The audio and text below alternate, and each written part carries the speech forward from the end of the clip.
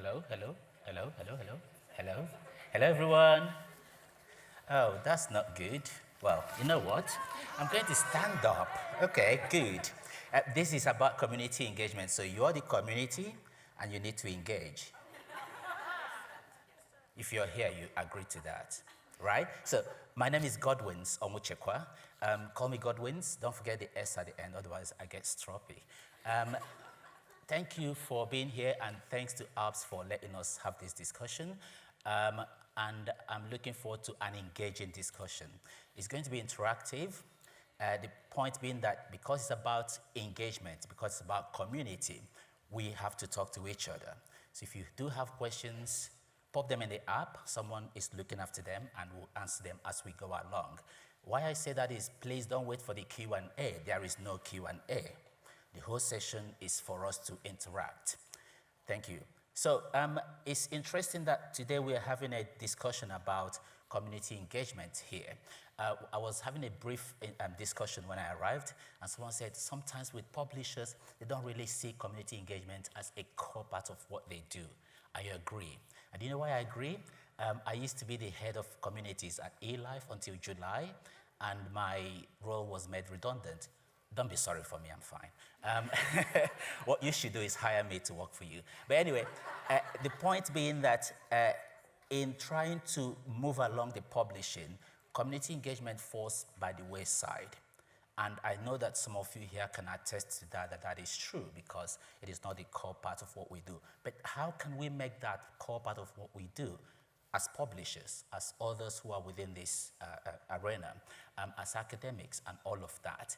Why is community engagement being talked about? Do we have a community? That's a question to you. Do we have a community? Answer me. Oh, please. Yeah, you do know. We do have several communities. If you're doing any work, there are people who are your communities. You might not see them as so, but today the discussion will be about how do you start seeing these people, your audience, your target audience, your customers, your clients. How do you start seeing them as part of what you do? Now, it was great listening to Max Bai earlier on about how his keynote went about. I like when he talked about the deep understanding. And this is what community engagement is all about. Understanding your community, understanding your audience, taking them along, making them your partners, not data points, not recipients. Remember these words. Your audience, your clients should not be recipients, they should be partners. So that's what we are here to talk about. I won't go on and on because I have very good experts here today. Lived experiences, people who have practiced it, who are going to talk about what they do, as well as what I can include in there. But as I said earlier, please, the app that we have for this conference works very well. Open it now, please, and try to enter your questions there so that you can get ahead of the line, in the queue. And as we go along, we can then, address those questions. The other reason I say that is because although we know what we want to talk about, we also don't want to talk about something that is just like a pie in the sky. We want to talk about what you, the audience, thinks about this session. I know that you've come here with something, an expectation, so voice it out, and we can answer it. Or we can tell you, sorry, we don't know what that means, okay? So that is it. Welcome to this session, and welcome to another conference. Thinking about the previous presentation, the keynote, think about that deep understanding. But I also want you to think about something. Contrarianism. That's the word. Think about how you can contrarize yourself in what you do. Challenge yourself today. Thank you. So I'll call my panels to introduce themselves, please. Thank you, Godwin. I'm Fumilayo Doherty from Yaba College of Technology in Lagos, Nigeria. I wear a few hats. I am National Coordinator of Nigerian Research Hub.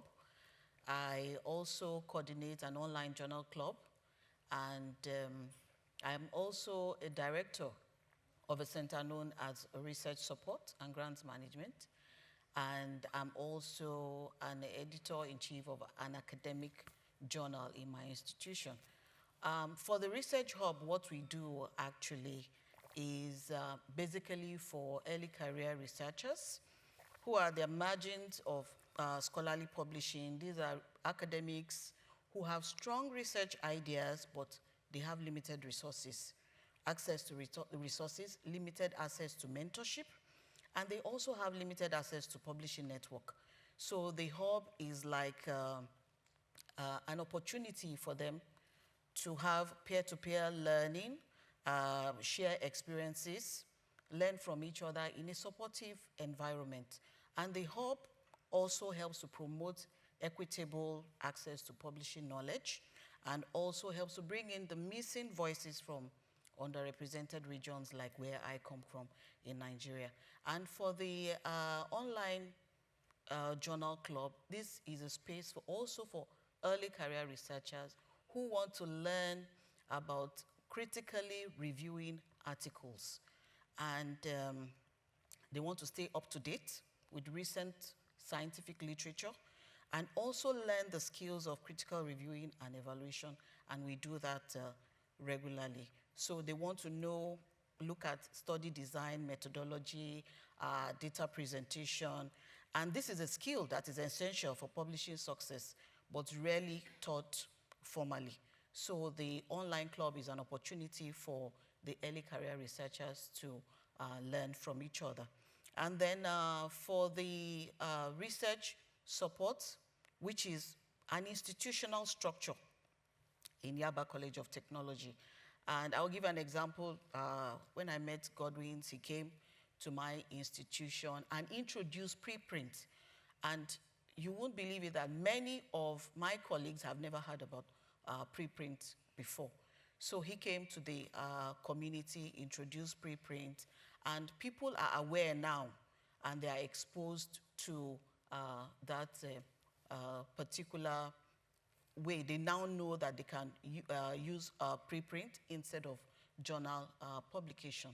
And then for the editor, as editor-in-chief, what we are trying to do is to raise standards by encouraging high quality manuscript submission.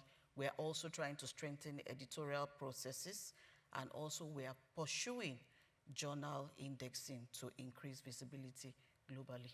Thank you. May I ask you? Hi, everyone. I'm Caitlin Thaney. I'm the Executive Director of Invest in Open Infrastructure, known as IOI for short. My background, and it's great to see so many familiar faces from lives past, was part of the initial team at Creative Commons building out open access and open data infrastructure in the early 2000s. I see some of my digital science colleagues here in the room, was part of the launch team for digital science, and have also built programs around science and also catalyzing various communities through infrastructure and technology and literacy at Mozilla across their broader portfolio. Just prior to IOI, was also at Wikimedia, the stewards of Wikipedia, and building their first endowment and helping to raise that to help sustain open in a big way. The work that we do for IOI, and the reason I've come to know Godwins and perspectives on this issue is that IOI was designed to look at different ways to help drive more informed, coordinated, strategic investment and also adoption of some of the underlying infrastructure that makes the scholarly ecosystem possible. We take a number of different pieces of that work, including running funding pilots. We have a $4.5 million fund to help implement and work with communities in a more regional capacity in Latin America and Africa, in North America, looking at where we can help to address some of the funding gaps that we've seen. And also, a core part of our work is really studying what is tripping up the ecosystem. Why have we not gotten to the place that we've aimed to aspire to? Why are these open science ideals not taking hold in the way that I think many in this room have either worked for 5, 10, 15, or 20 plus years on working to achieve? And so in terms of that deep belief in community engagement, we work to advise many different consortia and funders and infrastructures on how to really embed those practices in really thoughtful, integrated ways. It's not just about the marketing channel. It's not just about the sales and outreach channel. It's about how are you creating those levels of trust, which is really complicated for the various stakeholders in the room, knowing some of those power dynamics. How are we seeking to challenge our own assumptions and continuously learning and taking that feedback, embedding it into how we continue to drive the strategies that are, meeting not only the business objectives that we might have, but also ultimately serving the researchers or the communities that we are designed to represent. And what does that mean for how that may change? And we're in a really interesting time as of today where there is a tremendous amount of change. I don't know a single organization, for-profit, not-for-profit, anywhere in between, that is not, that is immune from some of the impacts of the really rapidly changing ecosystem, whether that's because of some of the technology advances, funding, volatility, all of the above, and also just shifts in practices. And so I'm really excited to be able to dig into more of these topics, but also very strongly encourage, whether we refer to it as community engagement or it takes a different phrasing, it's really essential as a key instrument to ensure that we're building with and designing for those that we're intending that work to be. Thank you. Yeah. Guilherme. So hi everybody. Thank you for being here. I'm Guilherme Werneck. I'm a medical doctor by training, but an epidemiologist, and I work at like 30 years, a bit more at universities in Brazil. In the last 3 years, I've been working as the director of the Department of Epidemiology and Health Surveillance in the Brazilian Ministry of Health, where we run a journal, a scientific journal called Epidemiology and Health Services. And I also the editor of a journal from my institution, also in public health. And I've been in the last 2 years working in the board of the Cielo Network. Cielo Network is like a platform for fostering open access in Latin America. It works like a virtual meta-publishers, giving like a structure, methodology, and technology for joining different journals in the same platform and under the same methodology and technical stuff, and then fostering the formation of these different networks. The Cielo is a big network for Latin America, but then Cielo works also for each country. So there's a kind of general functioning, but each country has its own organization. And within Cielo Brazil in particular, we foster like local networks based on geographic distributions or thematic aspects. For instance, we have like the public health Cielo network, and all of these help like editors and different journals to get together and then try to overcome challenges and get more visibility for the research that is developed in Latin America in general.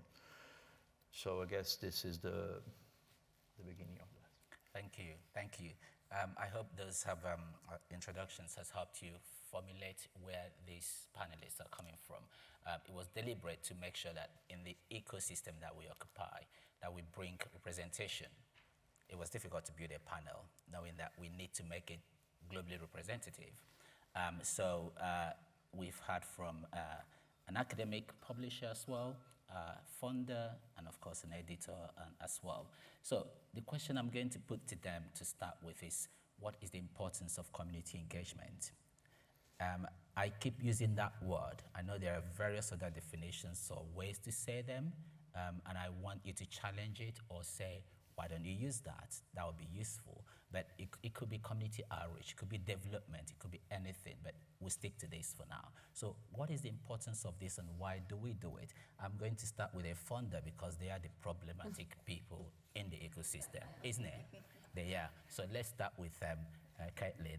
And I'll say that we are a funder like lowercase f in the fact that we have a collective fund that we're administering, but I will take it in safe. terms. Don't worry. I will take it in terms of the fact that we also try to interrogate where funding is failing, right? Where funding is either being overly concentrated, where it's not going, where it should be, how we can direct that. And I'll say that, for the creation of IOI, which was really created out of frustration, that many of these systems it felt like there was an ever decreasing amount of resourcing going to some of these core areas that needed care and investment, and also a desire to explore better ways of looking to support the broader ecosystem.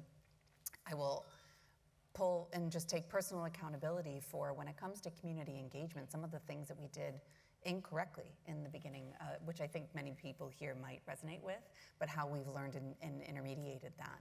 And also how that led to build this large collective fund where we're giving out, over $1 million to select research networks for very complex challenges.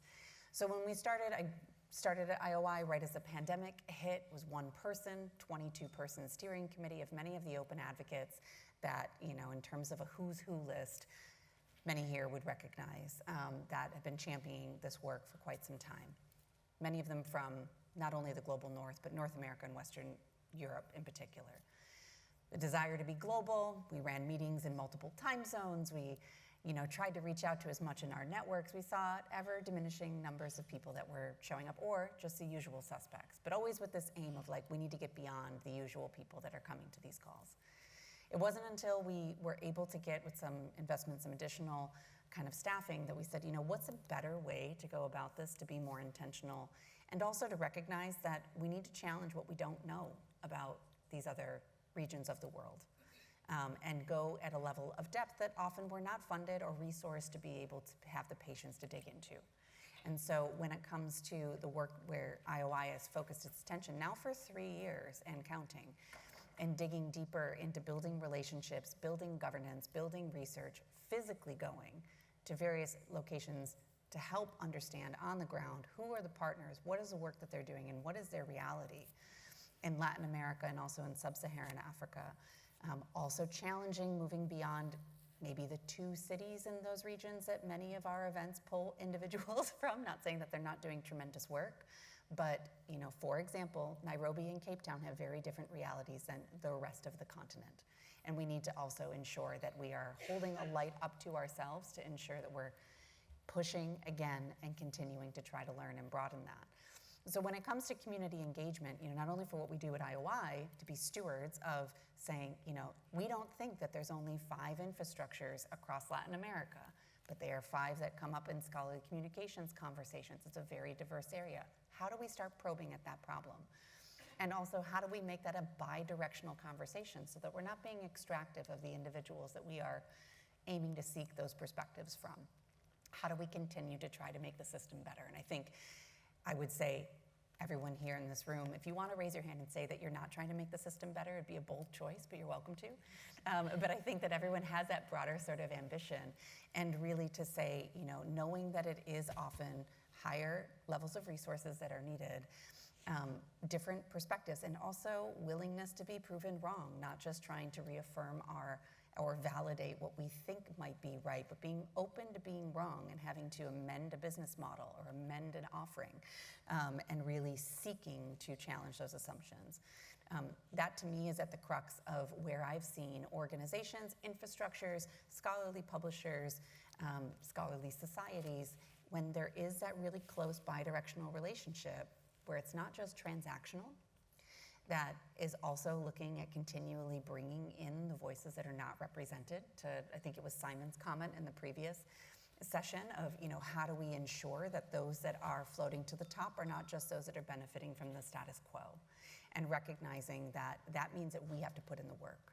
And especially I am sitting here, we have a team across 3 continents, but I am a North American woman that is white, and that means that there's additional responsibility. There's additional work that we have to do.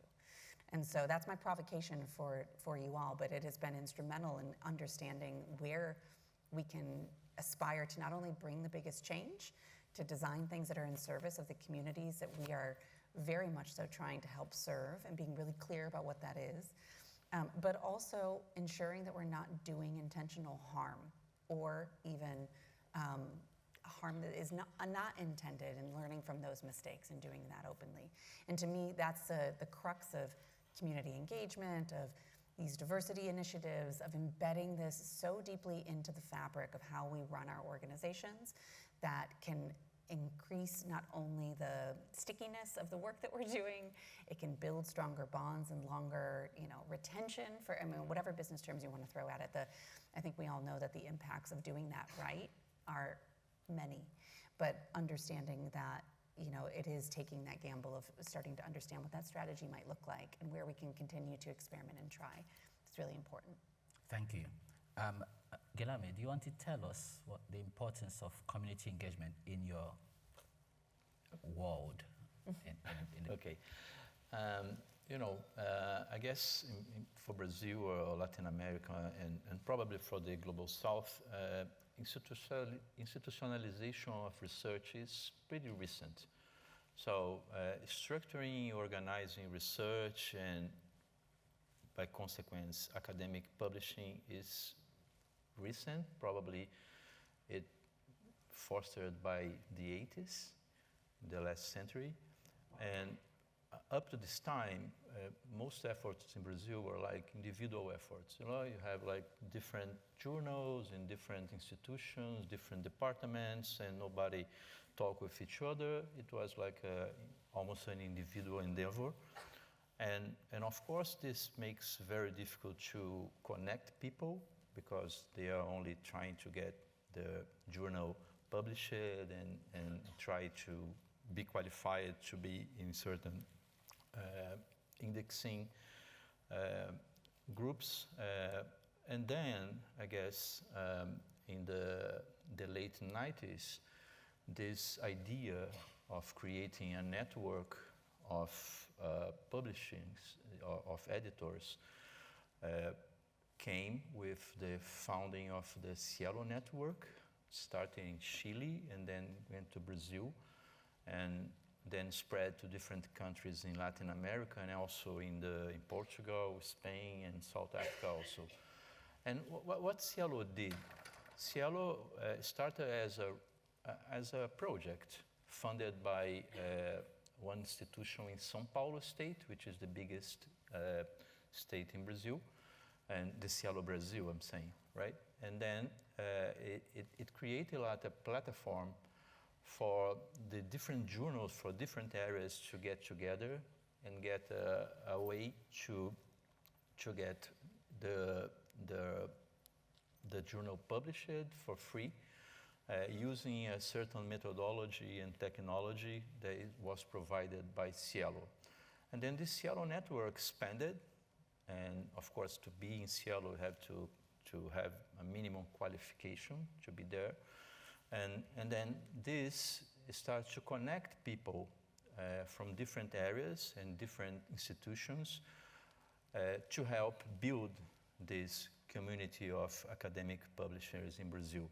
Of course, Cielo is too big, even Cielo Brazil, because we have like more than 200 journals inside from different areas. And then the Cielo structure, like the governance of Cielo, it has representation of different areas. So I'm the person who represents the health area in Cielo.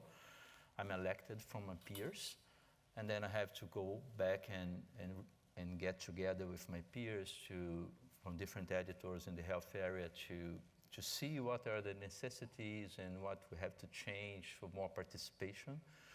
And then Cielo increases like that, but then we need to get like small networks because it doesn't work for like the health area to have one network. So then we start to get different networks from different journals, from different areas, and I can say that I'm more engaged on the public health network.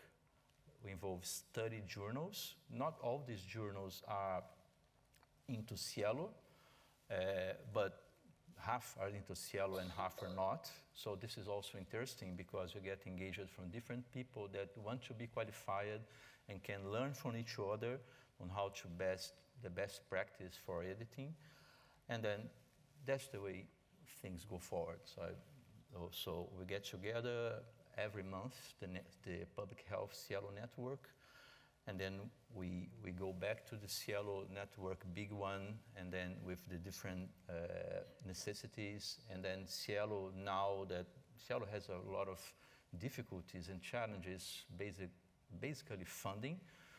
But then today I see that the two big Brazilian institutions for fostering science and education, which is the Brazilian Research Council and CAPES from the Ministry of Education, they are getting into Cielo now, funding also. So Cielo probably has like a better structure to foster this organization and listen to this community that I think is still being built. Thank you. I'm just going to sort of pick some of the words that we've heard about network, local network, advocate, representation, and I think the one key one that I was always looking out for is listening. And that is what makes community engagement. So we're also listening to you. Does anyone has any comments, challenge, question, concern? You all look so peaceful. Are you happy? I don't want anyone to leave here feeling, oh my God, what was that about? Okay, that means you agree. Fumi, we'll come to you. What is the importance of community engagement in your own system? For the research hub, I think for that particular community, we keep meeting the needs of the early career researchers because we look at what people need, the kind of capacity building they require.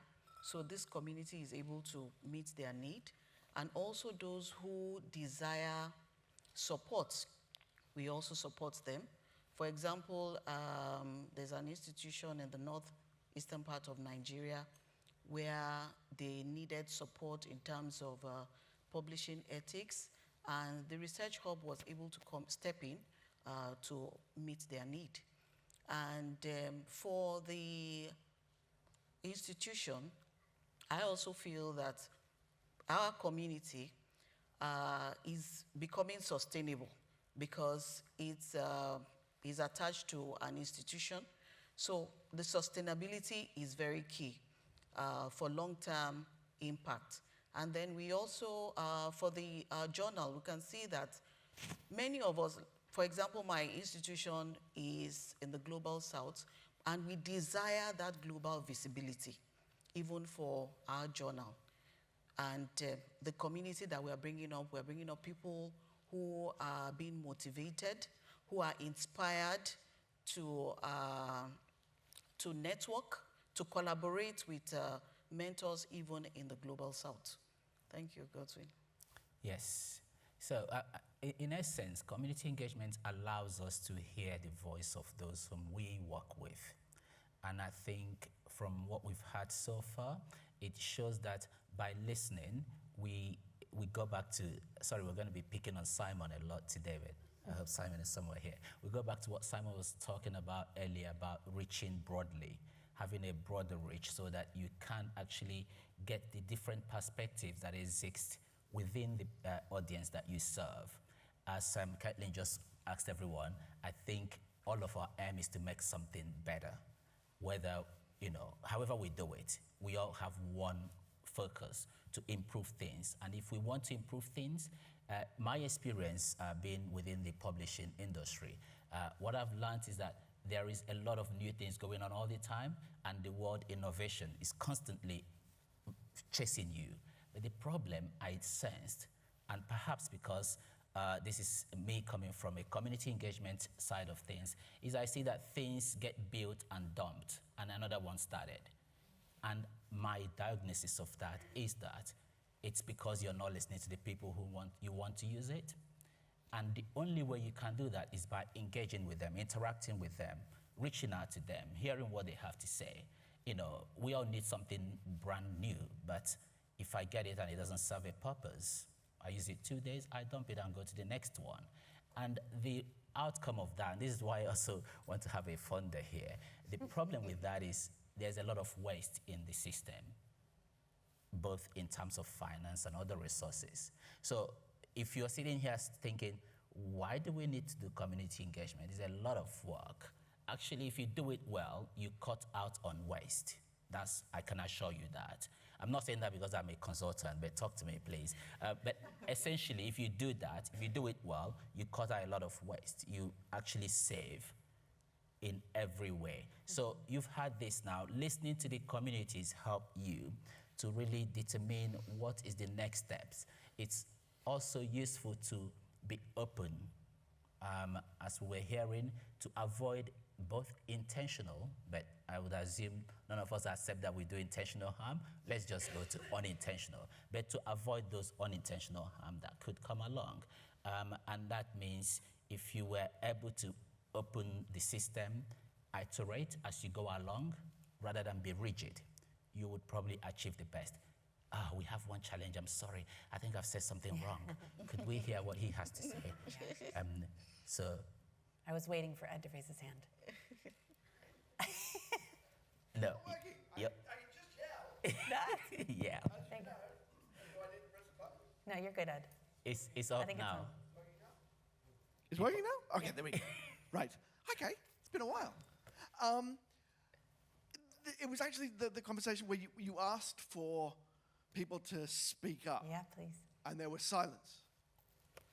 And sometimes I worry that is part of the problem. It's like, it's one thing to listen, but the listening isn't going to help if no one's speaking. So how do you get them to speak?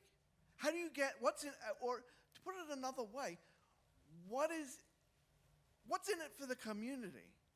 There has to be something in it for the community. They won't spend, because it involves energy and time and effort to actually say something constructive. It takes no time to be angry about things, which is why Twitter works so well. And often creating these forums where people can speak, it's just like, come and yell at us. And I don't mind being yelled at, because I can find that interesting also. And you can learn things from that. But it doesn't usually offer the sort of constructive things that we're looking for. So how do we get them to speak? I guess is my question. Thank you. What are the best ways to get them to speak? Thank you. That's a very good question. In fact, why did I say that? I usually don't say that. It's a good question. Thank you. At the beginning, I did say something about partners, not recipients. That is the key to getting people to listen, to contribute. Now, if I was doing my community engagement here, I would probably discard this stage, right? I would want us to be in one space talking. This, you see this setup? It's actually one of the startup for no response, right? If any one of you has been to a Quaker Friends is a sort of religious set called the Quakers. If any of you has been to one of their sessions, they sit equal, unlike other churches. They sit round, and there is no priest. Everyone is on the same level. Anyone can talk at any time. That's what I try for us to mimic here. But once you have a setup like this, it becomes that recipient, giver, and the way you speak, the way you interact, the dynamism is different. So that's but there are people who's practiced it. Let's start with you. How do you get people talking in Nigeria? I think people are actually talking, but Nobody's listening. nobody's listening. Yes. People are talking, we are getting the feedback, but are you listening? And that is why we are here, actually. Because you need to meet the community where they are. And I've given examples of some of the communities that, I coordinate. And so I also think that partnership is very, very important here.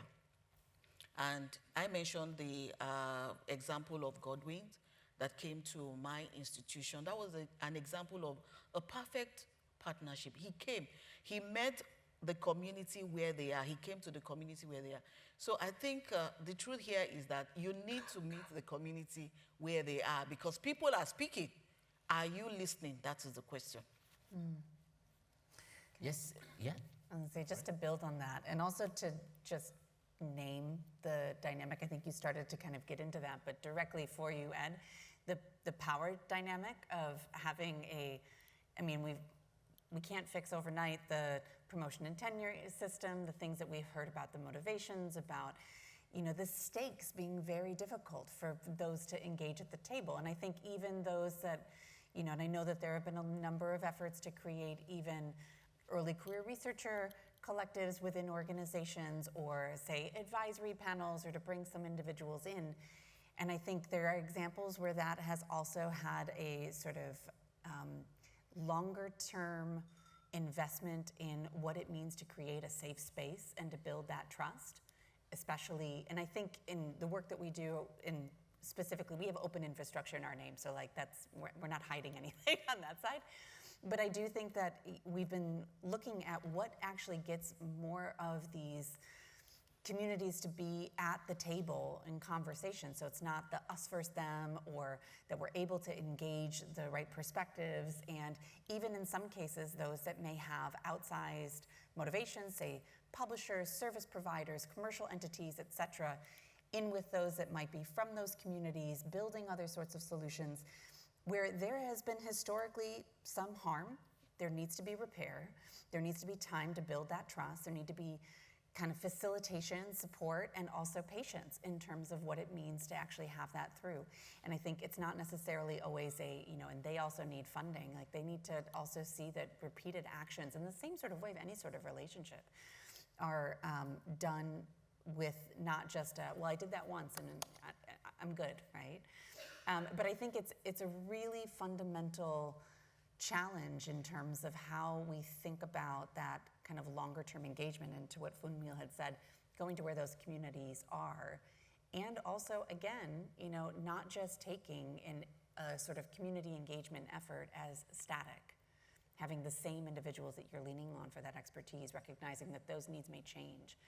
And I'll be really honest, I mean, we're facing, as I mentioned in my opening comments, areas where like fundamental institutions and assumptions and norms about how the scientific ecosystem operates are being disrupted actively. And if we're not planning for what that looks like with those that we're, to me, I think if you were to advise anybody from a product methodology, from that opening keynote, the being in tune with your audience, being in tune with your community, understanding who you're building with and building for, that will be where the organizations that survive this will be.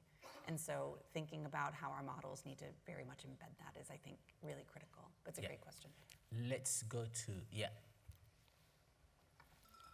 think I'm about to possibly annoy a lot of publishers in the room. We don't just need to listen, we need to act. For the last 20 odd years, I've been hearing researchers say to me, I want format-free submissions. I'm going to get rejected at least 3 times. I don't want to reformat every time I submit to a new journal.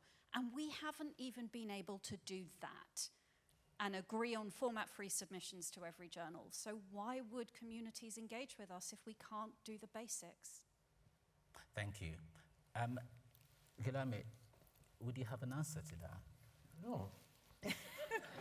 On behalf of publishers. Yeah, so I'm just say, I just want to say, Jack, is more thing about this idea of Cielo, because it started not like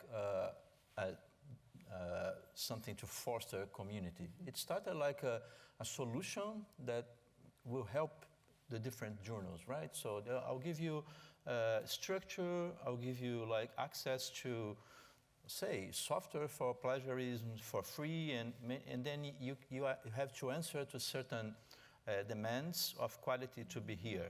So it started like that. So it's very separated. So you have to fulfill your duties, and then you get into Cielo. But with time goes, so this helped actually people to get together, and then when people get together, they start to talk, right? They try to think, and they start to say, oh, okay, that's fine.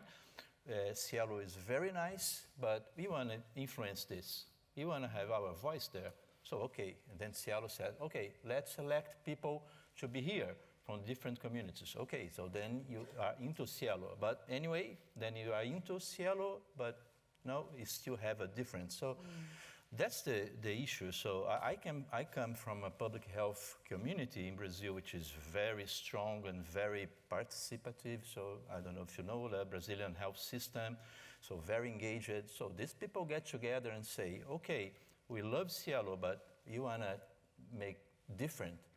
Our necessities are different, so we need you to answer that. So I think this kind of organization helps to change things. I'm not saying that Cielo changed it a bit, have to change more, or maybe you have another solution, but I think we have today pretty more engaged community of editors in Brazil that we have like 20 years ago. Thank you. Yes, ma'am, your question? Speak into it. Hello. Okay. It's actually sort of counter to, he was asking about how do you get people to talk, right? So my question is, how do you get people to stop? Because the way in which, at least going by the way in which social media has, in the last 20 years, has taken us in kind of a direction in which it is going, where it is disinformation, misinformation, etc. It may not happen in the same way it has happened there, but even in academic publishing, if there are too many people giving their opinion, talking about it, because we have experimented with, peer review of that kind. So my concern is, where will it take us? Where are we headed? Thank you. I like that question. How do we get people to stop? No, how do we get them to talk? Oh no, how do we get them to stop? So it's, there goes the contrarianism, right? Good. I really want to get as much input from you. How do I get you to talk? Maybe throw something into the audience. No, I won't. But how do we get people to talk? But how do we get that to be very, how do I put it? To be useful, impactful, to be constructive? So when we talk about community engagement, it's not really like getting out there, banging a drum and going back. I also like the last question before this, which said, it's not just about listening. It's also about what? Action. It's also about what? Action. You see, that's listening, but act. So it's also about acting. It's about putting back it. I would tell you from my experience, one of the things that hinder progress in this work is people actually talking and then looking back and not seeing any of what they've said from the product, from the outcome. So you can go out there, have focus group, have whatever you like, and then when you put it out, they're shocked. They're like, oh, what was that? That wasn't what I said. That wasn't what we wanted. So it's not just about listening, it's also about putting it into action, implementing it so that it will reflect what you've had. Where's the microphone gone? Oh yeah, please, you can use it. Hi. I'm Laura Henderson.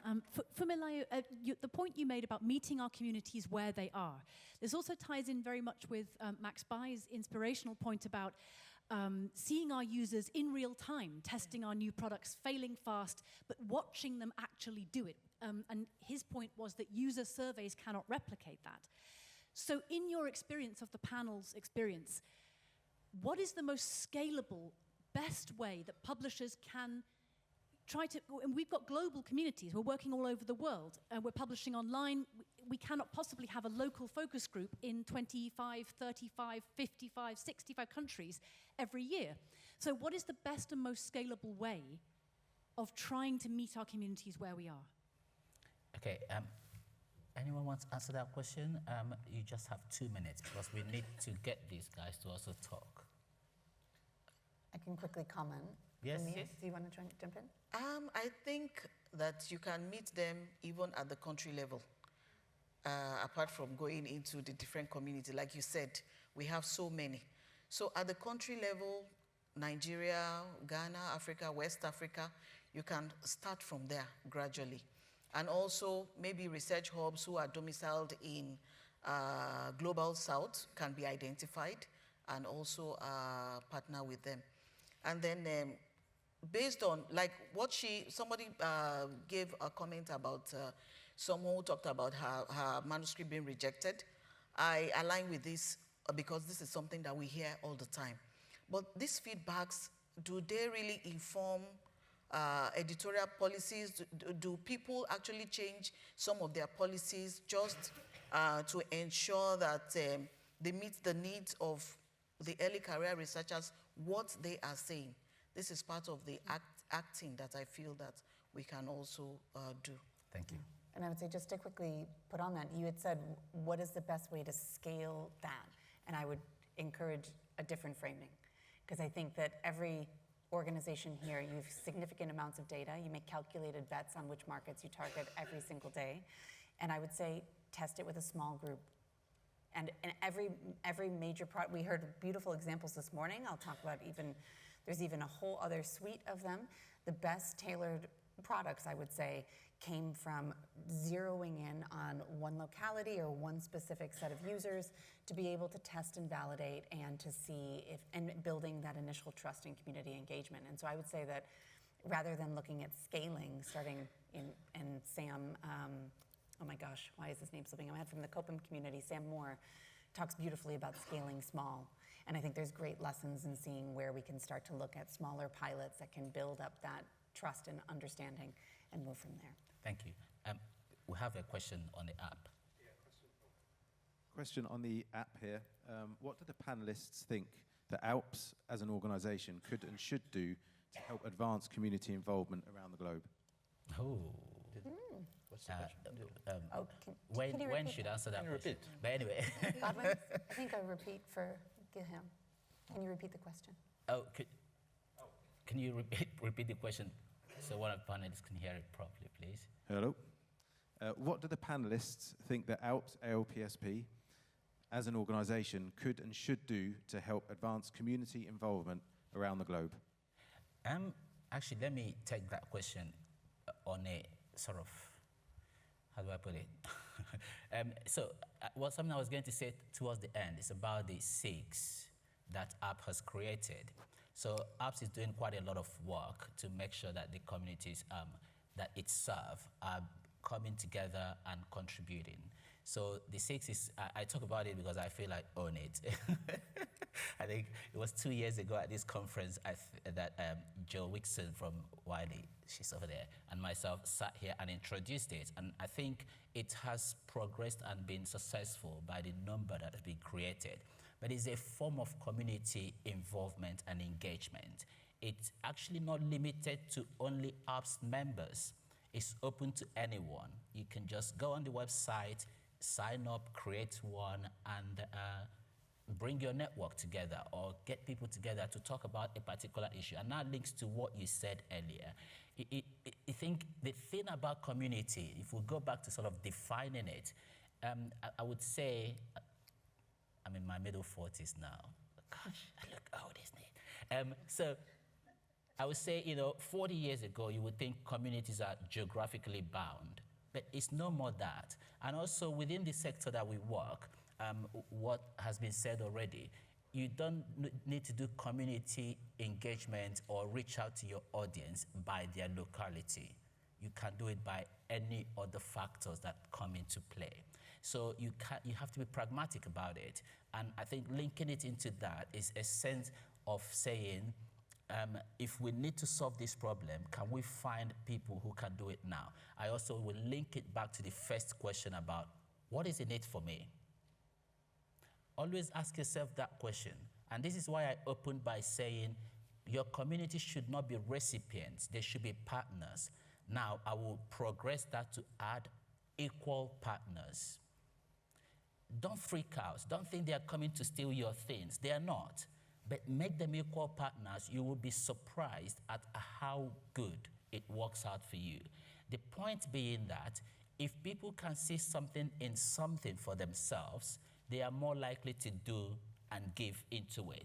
Because at the end of the day, if you're doing community engagement just for your own benefit, I'm sorry, I'm going to be blunt, you're defrauding the community.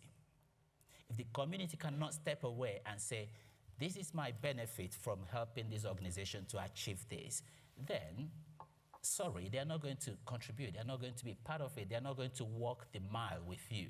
They might come on board, but down the line, they just sign out and they go. So you need to be a little bit flexible and be open. Now, yeah, I'm looking at time, don't worry. Now, as head of communities at A-Life, some of the work we did, sometimes people were thinking, what is in it for you? You know, we run an ambassador group. We essentially put on training programs for early career researchers. We never asked any of them to do anything for E-Life, not one thing. But I tell you what is interesting. In 2023, a lot of them, when E-Life introduced a new model, I'm talking about E-Life, I'm not working there anymore, please forgive me. But I'm giving you an example. In 2023, when E-Life introduced its new model, this community of early career researchers took it themselves and went and did events in their various universities and institutions and what have you not. Now, E-Life couldn't have done that. They did upward of 50 events for us. That's because we are just running training for them on leadership, on mental health, on reproducibility, on open science, on reviewing. We're just giving them that. So when you're looking at communities, think about what do they get from doing what I want them to do? And in the end, what would I get from there? If you're building your community engagement just on, okay, we're gonna get this, they're going to do that for us, they're going to do that, they will not sign up. And if they sign up, you will have, you know, the returns at the end, they will all gradually fall out of the way. I need one more person to say something. I just want to add that we shouldn't see community as just a group of people. It has to be a network built on, you know, shared needs where people, you know, there's peer-to-peer learning, and then there's collective growth. And it's a win-win situation both ways. Yes. Yeah. And just, I would say, just to directly answer the question of what ALPS can do, is there an award for best community engagement that is issued? I know I'm not familiar with the awards that are there, but maybe that could become an encouragement as a first step, in addition to also other measures, so that it has the stickiness of moving things forward from year to year. Yes. We have 5 minutes and 45 seconds. Questions? How can I make people talk? Good. There's someone risking me. Yes, someone there, please. So, while we're waiting for that, think about, you know, we could have said a lot, but 1 hour is not enough to discuss community engagement. But if you do want to, you can ask us questions afterwards. Yes, thank you. Thank you. I found it really valuable the way you're talking about sort of moving from like reaching out to communities to kind of being in community, or like thinking of ourselves as in community, which we are. We're all part of the kind of academic ecosystem, or however you think of it. But are there kind of different industries or different national cultures where people are better at this than we are at the moment? Like, are there good examples of thinking of ourselves in community with the people that we're serving that we can follow? Yes, because of short of time, let me say my journey in community engagement has come from mostly public health, and I give it as a good example of community engagement. In public health, that any campaign is successful is because of the amount of engagement. At some point, you know, public health, we do what we call patients advocacy, and you have patients representative, which I have done for Homerton University Hospital and UCL and the rest of them. But this is a practice of bringing patients together, listening to what they want. If you look at the pharma industries, they use community engagement a lot, constantly. And it's a churn, it's an iteration, it's a system that you don't, you know. You raising your hand? I should just give her the mic to say something. Sorry, Emma. But you know, public health is one space to look at that has done very successful. I mean, look at COVID, when we had COVID. It's community engagement that informed how the whole pandemic situation, the vaccination was rolled out. There were some failures, you know, but overall, it was successful. You get people to be able to say, put on the mask, this is what works, this and that. The same thing has been used in HIV pandemic, it has been used in sexual health. So public health is one place I point at all the time. Another system is, I mean, this is UK, but when I say public health, actually, it's replicated across the world, because I've worked with people across Europe, I've worked with people in Canada, in the US. CDC does a lot of good community engagement in the US and far and wide. So that is one sector that it works very well. The other sector that I will point out is social support. Let's say homelessness. It works very well.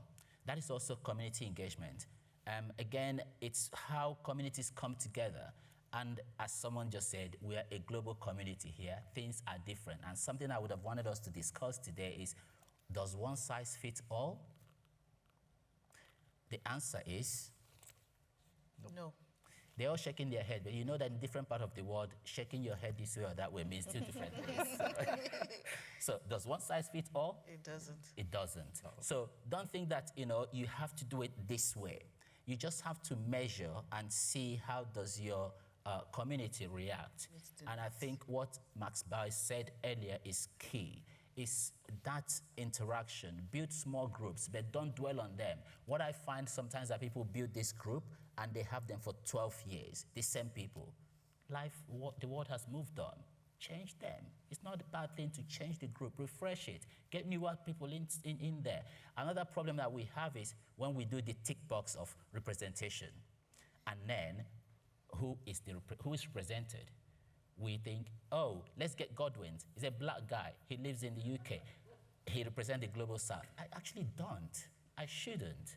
You should get someone who lives there to do it. It's not because I'm black. Oh, okay, yes, I was born in Nigeria. I grew up there. But actually, if you've not been living there for years, now working there, why should you be representing those people?